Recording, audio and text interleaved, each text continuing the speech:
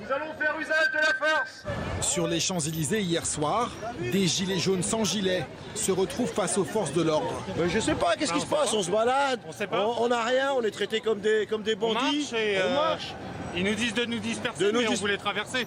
C'est tout. Consigne des CRS, empêcher toute action. Resserrez par ici les gars. Oh, mettez-vous sur une ligne. Oui là-bas, oui, allez hop. Ces gilets jaunes jouent l'étonnement. On a les mains en l'air, tranquille, on peut marcher, mais on peut rien faire. Pourtant, ils ont bien répondu à cet appel lancé sur Facebook. Le lieu de ce soir, les Champs-Élysées. Mais pas de gilet, pas de rien du tout. On y va en mode on se rencontre, tu vois. Mais je vais vous prouver que ça va être très très dur. Alors qu'on n'y va pas pour manifester, hein. Éric Drouet ne foulera même pas l'avenue parisienne. Mettez-vous en ligne les gars, en ligne. La progression de la figure du mouvement est stoppée net. On n'a pas de gilet jaune, on manifeste pas, rien du tout. On était venu juste faire un hommage et du coup on est parqué encore comme à chaque fois. Aujourd'hui j'ai rien à dire, hein. Le constat il n'y a pas besoin de parler ce soir. On a le droit de rien faire en fait.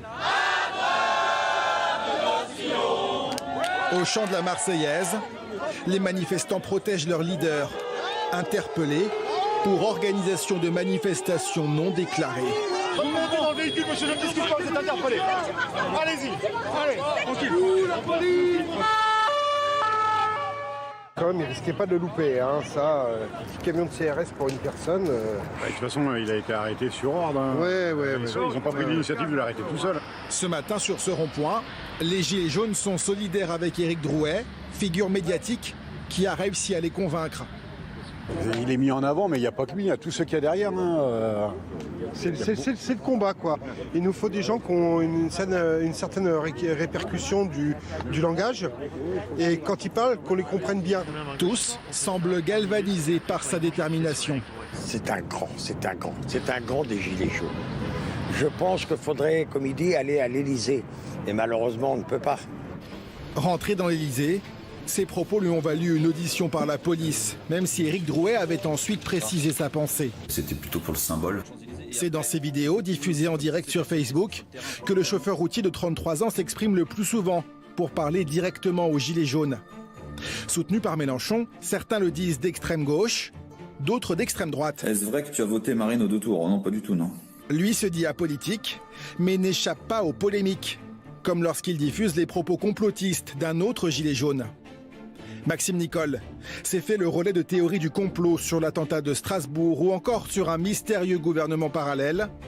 Dans cette récente vidéo, l'homme prédit un début d'année violent et s'adresse au chef de l'État. Aujourd'hui, il y a des gens qui lâcheront pas, dont je fais partie. Et il y a des gens qui lâcheront pas dans le pacifisme, en faisant des actions, en étant présents, en manifestant, etc. Et d'autres personnes qui veulent plus du tout être pacifiques parce qu'ils ont vu que t'as envoyé des flics. Ce gilet jaune compare aussi la situation aujourd'hui en France au soulèvement ukrainien de 2013.